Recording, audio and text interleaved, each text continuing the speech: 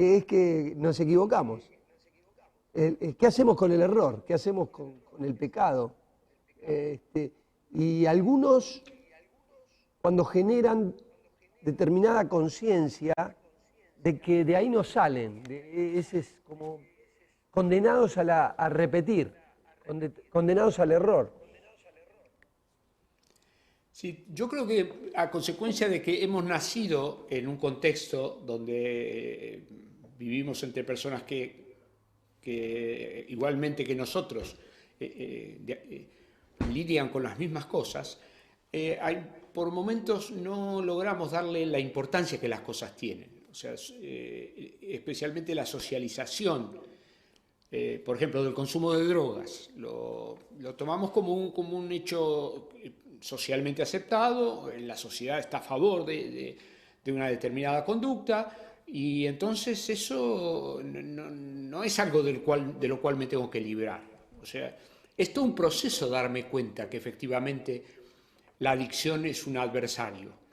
Y ese recorrido lo camina quien se acerca a alguien que le diga otra cosa, porque si escucha lo que está diciendo la sociedad lo va a alentar a volver a consumir. Y bueno, como hablamos del consumo de drogas, podemos hablar del tabaquismo y de cada una de las otras conductas. O sea, socialmente hay un decir, bueno, adelante, vamos, esto es el clima, esto es la que es la vida, no sé divertido, no seas aburrido.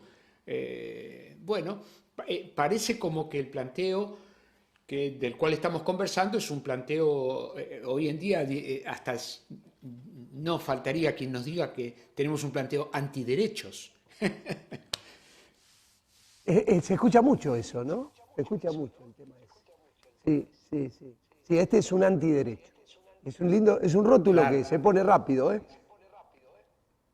Claro, pero la persona tiene derecho a matarse y efectivamente es así, la persona tiene derecho a quitarse la vida lentamente, y sí, es cierto. Pero el gran problema es que si una persona quisiera salir de ahí, No tiene no tiene cómo. cómo. Recién escuchaba al pastor Padura conversar de cómo reaccionan las autoridades y los responsables de cuestiones barriales que se encuentran con personas que quieren salir. Y bueno, querer salir, vaya, hay que tener algo para decir, no es solamente unas lindas palabras y palabras alentadoras, no. Entonces estamos hablando del poder de Dios. Cuando el apóstol Pablo hablaba de esto que estamos tratando de conversar, él habló de las prácticas ajenas al Señor como respondiendo a un amo. El que practica lo que al Señor no le gusta, finalmente termina siendo un desobediente, pero no que elige desobedecer, sino que a Dios, sino que no puede dejar de desobedecerlo. O sea, este es el apóstol Pablo a los romanos. O sea, él lo dice claramente, el pecado se enseñorea, la mala conducta, lo que al Señor no le gusta, nos esclaviza, nos hace perder calidad humana, perdemos calidad como personas. Espera, antes que sigas, Raúl, porque me gustaría, no solamente hoy frente a la historia de Bernardo, hacemos foco en estas cuestiones de las adicciones, pero creo que el abanico es un poco más amplio, ¿no? Respecto de las cosas de las cuales no nos podemos liberar. No Sí, nos podemos liberar realmente yo creo que cada uno de los que estamos en este momento en la rueda va a tener algo con lo cual está luchando, y eso es así. O sea, He hablado con muchos jóvenes que me plantean su intención. Mirá, me tocó un caso muy crudo hace muy poco, de jóvenes jóvenes matrimonios, que estaba afectando de una manera tremenda su relación matrimonial el consumo de pornografía, y que lo conversaban, lo intentaban, veían que eso lo estaba dañando, que eso estaba afectando su relación, su intimidad, ya estaba rompiendo su matrimonio. Sin embargo, otra vez, hacemos un acuerdo, tratamos de que ahora vamos a intentarlo, y finalmente otra vez cayendo en cosas como estas, ¿no? Hay una esclavitud que es muy clara, que vos estás haciendo mención, que por más que quiera no puedo, ¿no? Es la libertad de hacerlo, mirá lo que quieras, hacé lo que quieras, tenés derecho a eso, pero cuando quiero ejercer mi derecho para decir de eso no lo tengo, estoy esclavizado, finalmente no hay derecho. Sí, la palabra es, por la gracia del Señor, la palabra lo dice claramente. El apóstol Pablo en Efesios el capítulo 2 dice que nosotros seguimos la corriente de este mundo, andamos conforme al espíritu que gobierna en los hijos de desobediencia. Es un espíritu que gobierna en el que desobedece la palabra de Dios. O sea, esto está puesto en castellano, blanco sobre negro, en letras escritas en las Escrituras. No es la opinión de nadie, es la opinión de Dios. Es la incapacidad humana para ser libre de las ataduras, de las desobediencias al Señor, llámele como le llames, por fuerza propia.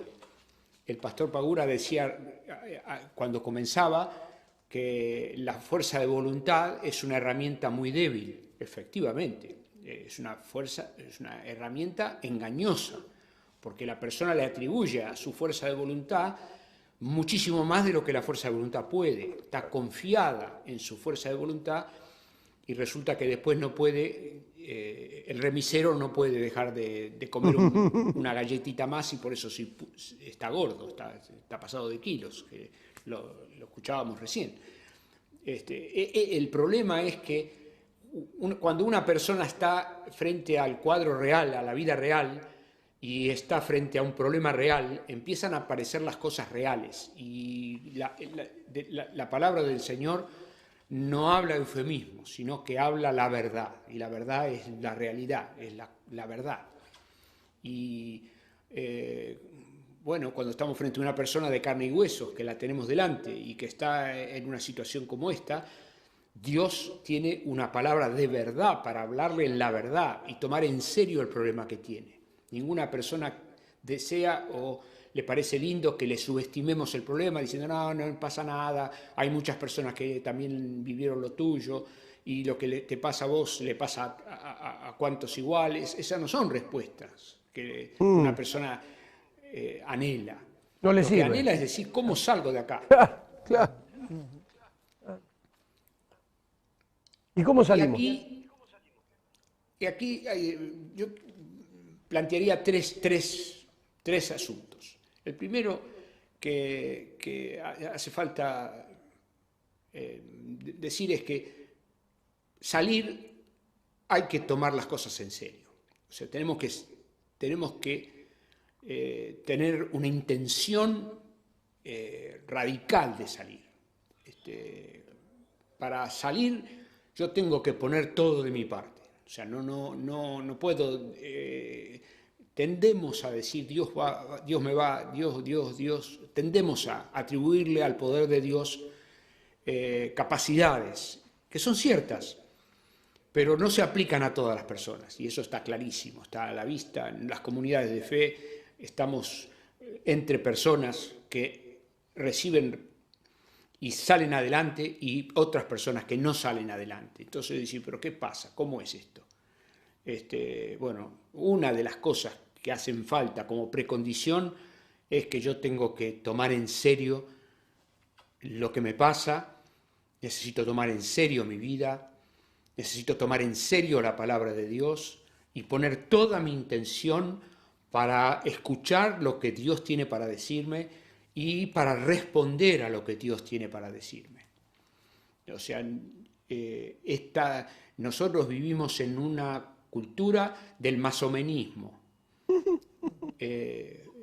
más o menos, o sea, entiendo más o menos, pero vos escuchaste la palabra de Dios, entendiste, sí, más o menos, pero tengo un problema enorme, y entonces el problema aparentemente es muchísimo mayor que lo que dice la palabra, y yo necesito dejar de lado los asuntos que me están inquietando para escuchar al Señor de la palabra. Hay una segunda cuestión que hace falta, que es la que acaba de mencionar el pastor Pagura recién, y es que la palabra que Dios tiene para darnos es una palabra radical, no es masomenista. Dios no habla con gente a medias, que lo escucha a medias, y tampoco tiene un planteo a medias. El pastor recién acaba de mencionar que el Señor Jesús puso como condición, dice, si alguno quiere seguir en pos de mí, niéguese a sí mismo, tome su cruz cada día y sígame. Eso es las palabras más radicales que el humano puede escuchar bajo el sol. No porque sean unas palabras más grandes o más pequeñas, sino por quién lo dice. El que lo dice es el dueño del universo, es el Salvador del mundo. Es Jesucristo, el Señor Jesús. Es el Hijo de Dios, es quien ha venido a dar su propia vida para morir en la cruz por nuestros pecados. Él que nos amó al extremo de cargar sobre sí nuestra culpa cuando nosotros no lo merecimos. No hicimos nada para recibirlo y ni le pedimos que lo hiciera, sino que el Señor lo hizo antes. Nos enteramos que lo hizo. Nos enteramos de su amor después, porque de tal manera nos amó, que Dios obró antes y mientras que nosotros estábamos caminando nuestros caminos alternativos a la voluntad de Él, y cuando nuestros pensamientos, nosotros éramos por naturaleza hijos de ira, Dios nos amó como para entregar a Jesucristo. Y es el crucificado el que me dice a mí, negate a vos mismo. Claro, tiene autoridad para hablar así. No es una arbitrariedad lo que está diciendo. No, lo está diciendo quien murió por mí, quien pagó delante del santo Dios toda mi cuenta. No hay más reproches para hacer en mi nombre, porque Cristo los pagó por mí. Ahora, digo, si yo estoy tomando en serio y estoy poniendo toda mi intención para escuchar una palabra que viene de parte de Dios, del volumen de lo que estamos hablando, yo me voy a sentir interpelado y voy a decir, Dios tiene derecho a pedirme que yo me niegue a mí mismo y tiene derecho a que yo me muera, como lo contó recién el pastor de una forma tan clara. Claro, Él quiere que yo empiece una vida nueva. Claro, pero ¿quién habla? ¿Quién habla? ¿El vecino? ¿Quién habla? ¿Quién habla? ¿Un deudor? ¿Que yo le debo? No, yo no le debo nada. Yo no tengo nada como para agregarle al Señor. Yo no tengo nada que hacer, ni ninguno de mis mejores obras en el correr de mi vida entera le va a añadir una pulgada, algo, al poder, a la soberanía, a la gloria, a la gracia de Dios.